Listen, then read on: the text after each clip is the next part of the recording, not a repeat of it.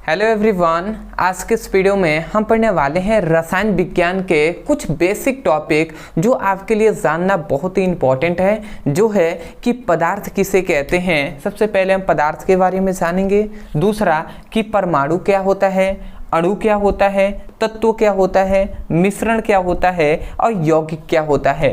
ये सभी आपके बेसिक कॉन्सेप्ट हैं, जो है रसायन विज्ञान के बेसिक इंपॉर्टेंट जो टॉपिक हैं, इसके बारे में हम डिस्कस करेंगे। अब मैं आपको विश्वास दिलाता हूँ कि बहुत ही आसानी तरीके से आपको समझ में आएगा। तो चलिए हम समझ लेते हैं। तो यहाँ पे हम सबसे पहले समझते हैं कि पदार्थ किसे कहते हैं। देखिए, हमने परिभाषा सबका लिखा हुआ है, जिससे आपको समझ जो क्या है समय बचे और समझ में आ जाए, उसके बाद आप इसको लिख लीजिएगा। तो सबसे पहले हम पदार्थ के बारे में जानते हैं। तो पदार्थ वास्तव में है क्या? तो हर एक चीज, हर वो चीज जिसे हम देखते हैं, जो भी चीज आप जहाँ पर हैं, जो भी चीज आप देख रहे हैं, वो सभी पदार्थ हैं। तो हर वो चीज जिसे हम देखते हैं। दूसरी बात कि जिसे हम महसूस करते हैं, जैसे कि हवा, हवा को तो हम देखते नहीं है, महसूस करते हैं। और जिसमें द्रव्यमान होता है, मतलब कुछ ना कुछ उसमें मास होता है, वो सभी पदार्थ कहलाते हैं। तो हमने तीन चीजें आपसे कहा। सबसे पहला जिसे हम देखते हैं, पहला क्या कहा हमने? देखते हैं। दूसरा जिसे हम महसूस करते हैं, और तीसरा हमने क्या कहा कि जिसमें द्रव्यमान होता है। द्रव्यमान मतलब चीनी यदि आप खरीदने जाते हैं तो आप कहते हैं 2 किलो चीनी दे दीजिए, तो जो 2 केजी है वही इसका द्रव्यमान है, वो पदार्थ का।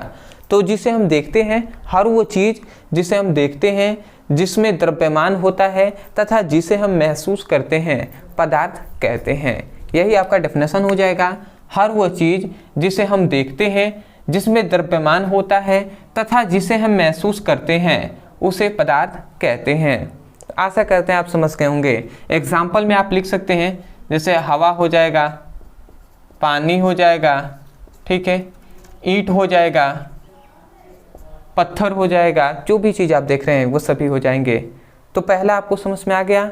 दूसरा आते हैं परमाणु पर, जो एटम क्या होता है। तो देखिए, परमाणु को अलग अलग समय में अलग अलग तरीके से परिभाषा दिया गया, परंतु जो आप बोल सकते हैं हर जगह जो वास्तव में परिभाषा होता है, वो आप कह सकते हैं कि परमाणु जो होता है वो पदार्थों का अति सूक्ष्म कण होता है। मतलब बहुत ही सूक्ष्म, बहुत ही छोटा कण होता है, ठीक है। और दूसरी बात कि परमाणु जो होता है वो स्वतंत्र अवस्था में नहीं होता है। तो वही क्या कहलाता है भैया? वही परमाणु कहलाता है, ठीक है। यहाँ पे हमने क्या लिखा है? सभी पदार्थ अति सूक्ष्म कणों से मिलकर बने होते हैं तथा जो स्वतंत्र अवस्था में होते हैं, उसे हम क्या कहते हैं? परमाणु कहते हैं। तो पहला आपका समझ में आ गया कि सभी पदार्थ अति सूक्ष्म कणों से मिलकर बने होते हैं, मतलब बहुत ही छोटे कणों से मिलकर बने होते हैं तथा जो क्या होते हैं? स्वतंत्र अवस्था में होते हैं, ठीक है। मतलब स्वतंत्र अवस्था में होते हैं, वो सभी क्या कहलाते हैं? पदार्थ कहलाते हैं। परंतु इसमें याद रखेंगे, स्वतंत्र अवस्था में नहीं होते हैं, ठीक है। अणु ना स्वतंत्र अवस्था में होते हैं, परमाणु नहीं होते हैं, ठीक है। परमाणु तो आपस में मिलकर रहते हैं। तो आपको क्या समझ में आया? यहाँ पे याद रखेंगे कि सभी पदार्थ अति सूक्ष्म कणों से मिलकर बने होते हैं तथा जो स्वतंत्र अवस्था में नहीं रहते उसे हम परमाणु कहते हैं। याद रखेंगे, अणु जो होते हैं वो स्वतंत्र अवस्था में रहते हैं, परंतु परमाणु स्वतंत्र अवस्था में नहीं रहते हैं। तो इस बात को आपको याद रखना है, छूट गया था हमसे, ठीक है। तो इसको आपको समझ के होंगे। जैसे इसका एग्जाम्पल कहें तो हाइड्रोजन, हीलियम, लिथियम, ये सभी परमाणु की एक एक परमाणु हैं। अब ऐसे हाइड्रोजन के बहुत सारे परमाणु हो सकते हैं। अगला आता है अणु। अब भैया अणु क्या है? तो देखिए, अणु किसे कहते हैं? जब 2 या 2 से अधिक परमाणु आपस में किसके द्वारा? रासायनिक बंध द्वारा जुड़े होते हैं। 2 या 2 से अधिक परमाणु, जैसे ये एक परमाणु मान लेते हैं, एक ये परमाणु है। अब ये 2 जो परमाणु हैं, ठीक है, ये दोनों आपस में जुड़े हुए हैं, देख रहे हैं ना, जुड़े हुए हैं, परंतु किसके द्वारा? रासायनिक बंधों द्वारा जुड़े होते हैं। तो उसे ही हम क्या कहते हैं? अणु कहते हैं। समझ में आया? जब 2 या 2 से अधिक जब 2 या 2 से अधिक परमाणु आपस में रासायनिक बंध द्वारा जुड़े होते हैं, उसे हम अणु कहते हैं। जैसे यहाँ पे हमने 2 ही पदार्थ लिया है, एक और हम ले लेते हैं, तो ये 3 परमाणु हो गए। तो हम यही कह रहे हैं कि जब 2 या 2 से अधिक परमाणु आपस में रासायनिक बंध द्वारा जुड़े होते हैं उसे हम अणु कहते हैं। समझ में आ गया होगा। आते हैं चौथे पर, जो है तत्व। अब आता है कि तत्व क्या होता है भैया।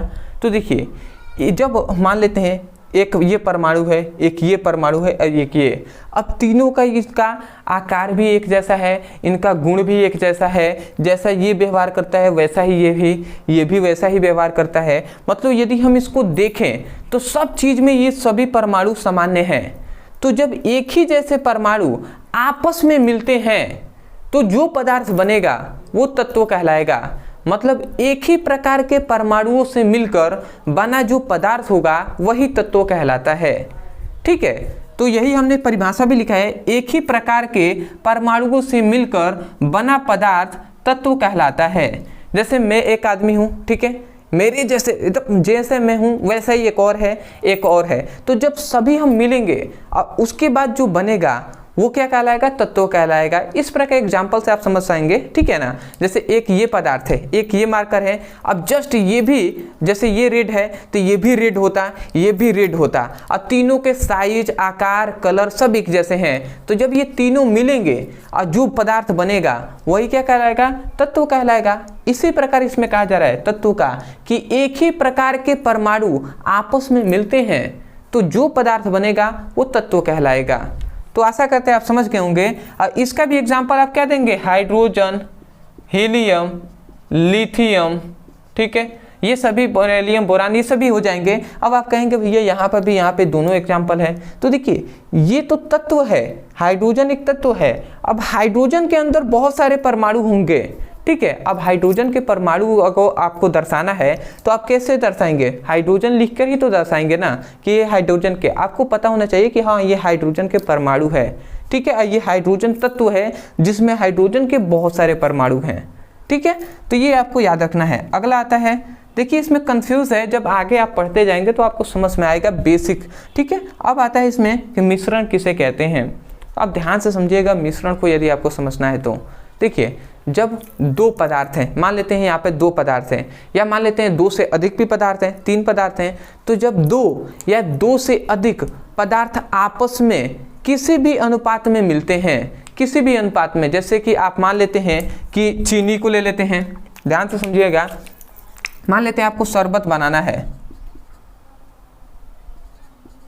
मान लेते हैं आपको शरबत बनाना है, तो आपने चीनी लिया, पानी लिया और नींबू लिया। ये 3 चीज़ आप लेंगे, चीनी, पानी और नींबू।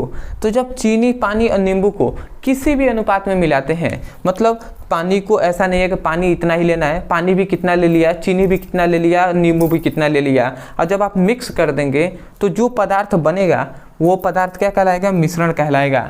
मतलब इसमें निश्चित अनुपात नहीं होगा कि चीनी को इतना ही लेना है, पानी को इतना ही लेना है। जब एक निश्चित अनुपात नहीं होगा तो उसे हम मिश्रण कहेंगे। तो हम परिभाषा क्या कर सकते हैं, हम कहेंगे जब 2 या 2 से अधिक पदार्थों को किसी भी अनुपात में मिलाया जाता है तो बना पदार्थ मिश्रण कहलाता है। समझ में आया। यहाँ पे हमने लिखा है जब 2 या 2 से अधिक पदार्थ किसी भी अनुपात में मिलता है या मिलाया जाता है तो बना पदार्थ मिश्रण कहलाता है। एक बार और सुनिए, जब 2 या 2 से अधिक पदार्थ को किसी भी अनुपात में मिलाया जाता है तो बना पदार्थ मिश्रण कहलाता है। जैसे चीनी और पानी का मिश्रण, जैसे पानी और जो क्या होता है, पानी और नमक का मिश्रण, पानी और बालू का मिश्रण, पानी और तेल का मिश्रण, ऐसे आप बहुत सारे दे सकते हैं एग्जाम्पल। अब आता है यौगिक। देखिए ये दोनों एक से रिलेटिव हैं। इसमें क्या होता है, केवल अंतर क्या है, इसमें किसी भी अनुपात में मिलाया जाएगा। जब 2 या 2 से अधिक पदार्थों को किसी भी अनुपात में मिलाया जाएगा तो वो मिश्रण कहलाएगा, परंतु एक निश्चित अनुपात में मिलाया जाएगा। जब 2 या 2 से अधिक पदार्थ को एक निश्चित अनुपात में मिलाया जाता है तब जो पदार्थ बनेगा वो यौगिक कहलाएगा। जैसे कि H2O, ठीक है। तो यहाँ पे H2O एक एग्जाम्पल दिए, तो H2O, यहाँ पे H2O मिला है तब जाकर न जल बना है। तो यहाँ पे एक मात्रा है कि हाइड्रोजन की संख्या 2 होनी चाहिए और ऑक्सीजन की जो संख्या है वो 1 होनी चाहिए, तब जाकर जो मिलेगा तभी पानी बनेगा। तो ये एक निश्चित अनुपात है कि दो संबंधी एक के अनुपात में यदि हम हाइड्रोजन और ऑक्सीजन को लेते हैं तब जो पदार्थ बनेगा वो क्या कहलाएगा, यौगिक कहलाएगा। तो आशा करते हैं आप समझ रहे होंगे, जैसे कि HCl हो जाएगा, H2SO4 हो जाएगा। अब यहाँ पे देखेंगे तो हाइड्रोजन की 2 मात्रा में लिया गया है, सल्फर को 1 मात्रा में, ऑक्सीजन को 4 मात्रा में। अब इस प्रकार लेंगे तभी जाकर सांद्र सल्फ्यूरिक अम्ल बनेगा, वरना हम एक को भी अधिक या कम कर दें तो सांद्र सल्फ्यूरिक अम्ल नहीं बनेगा। तो ये एक निश्चित अनुपात है। तो जब 2 या 2 से अधिक पदार्थ को एक निश्चित अनुपात में मिलाया जाता है तब जो पदार्थ बनेगा वो क्या कहलाता है, यौगिक कहलाता है। तो आप स्क्रीनशॉट चाहें तो ले सकते हैं, ठीक है। तो आशा करते हैं आपने स्क्रीनशॉट ले लिया होगा। अदरवाइज मैं यही कहूँगा, यदि आपको वीडियो अच्छा लगा हो तो चैनल को ज़रूर सब्सक्राइब कीजिएगा, क्योंकि आगे भी जो भी इंपॉर्टेंट टॉपिक होंगे वो सब हम कराएंगे और आपके बोर्ड एग्जाम की तैयारी भी बहुत ही बेहतरीन तरीके से कराई जाएगी। अदरवाइज यदि आप भी क्लास 9th का फिजिक्स, केमिस्ट्री और बायोलॉजी का चैप्टर वाइज सीक्वेंस में पढ़ना चाहते हैं तो डिस्क्रिप्शन में लिंक है, उस पर क्लिक कीजिए, वहाँ से फिजिक्स, केमिस्ट्री और बायोलॉजी की अच्छे से पढ़ाई कीजिए। तो चलिए दोस्तों, आज के लिए इतना ही, मिलते हैं एक और बेहतरीन टॉपिक के साथ। तब तक के लिए धन्यवाद। जय हिंद, जय भारत।